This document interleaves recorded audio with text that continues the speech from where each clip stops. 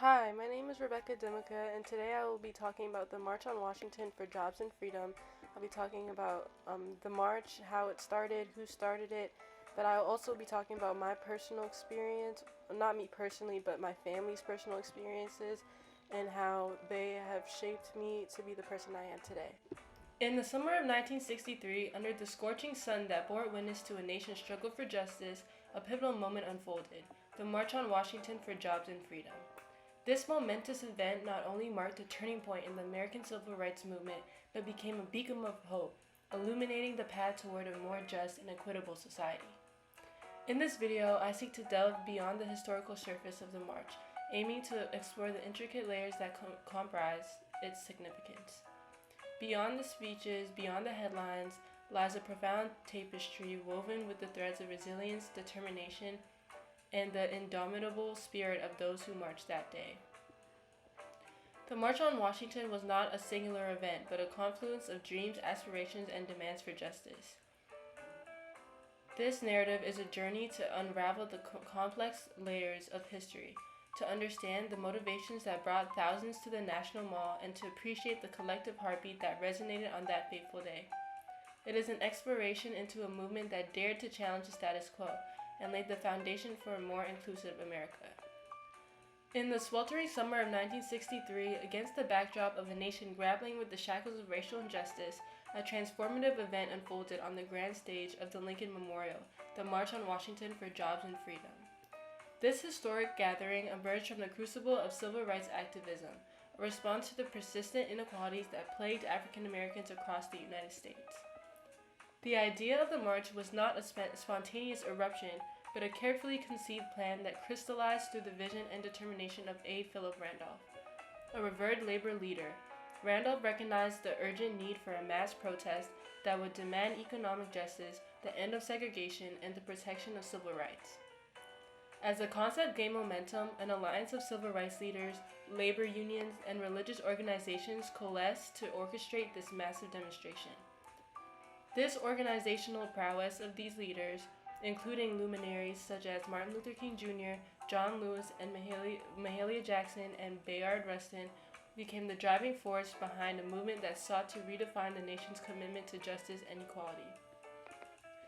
The stage was set on August 28, 1963, in the heart of the nation's capital. The National Mall, flanked by the towering Washington Monument and the majestic Lincoln Memorial, provided the hallowed ground for a gathering that would leave an inedible mark on American history. The logistics of the march were a monumental feat. Buses and trains brought people from all corners of the country, converging on the symbolic heart of the nation. This convergence wasn't just a physical coming together. It was a unification of dreams, aspirations, and a collective demand for a more just and equitable America. The air was charged with the anticipation as the multitude gathered, embodying the resilience and determination that defined the struggle for civil rights. Against this backdrop, the decision to explore the March on Washington became an organic pilgrimage into the heart of a movement that dared to challenge the status quo and redefine the narrative of racial justice in America. The strength displayed by my ancestors in the face of adversity illuminated the path forward. Their stories of marching, protesting, and standing up against injustice were not distant tales, but blueprints for resilience. In each narrative, I found a wellspring of courage that transcended generations. These were not just historical figures. They were the architects of change, the unsung heroes who contributed to the ongoing struggle for equality. Their sacrifices, often marked by untold suffering, became a beacon guiding me through the complexities of understanding and contextualizing the historical narrative.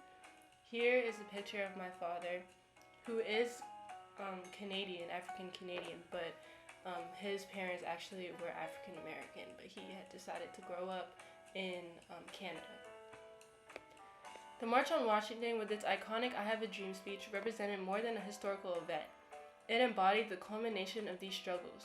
For me, it became a symbol of turning points, a moment when the collective voice of the oppressed was felt across the National Mall, demanding not just jobs and freedom, but the acknowledgement of humanity and dignity. The resonance of the March on Washington and the indomitable spirit encapsulated in the stories shared by my family members have woven an intricate tapestry that shapes the very fabric of who I am today. Life as a student in a country not of my birth and a Division I athlete unfolds as a complex and demanding journey. Amidst the challenges of academia and the intense pressures of athletic competition, I find solace and strength in the narratives that have been passed down through generations. The struggles I face, whether it be the weight of being far from my place of origin, the pressures of academic rigor, or the nuanced challenges of racism and isolation, are met with a